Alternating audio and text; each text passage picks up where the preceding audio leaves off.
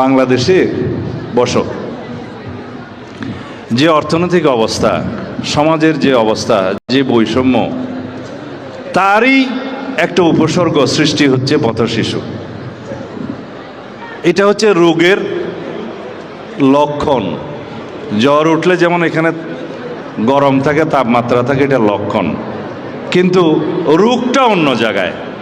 সমাজের সেই ব্যাধিটাই চিকিৎসা করতে হবে, সমাজের সেই ব্যাধিটা দূর করতে হবে, বৈষম্য দূর করতে হবে, এবং সমাজে যাতে পথশিশু সৃষ্টি না হয় সেই ব্যবস্থা নিতে হবে। যদি আমরা অর্থনৈতিক সমৃদ্ধিটা আনতে পারি, সবার সামর্থ্য থাকে, ক্রমান্বয়ে এটা থাকবে না। তবে যেহেতু এখন আছে, বিদ্যমান পথশিশুদের ব্যাপারে আমরা কি করতে পারি, সেই তো আমরা এই বিষয়টা নিয়ে আরও গভীরভাবে পর্যালোচনা করব। তো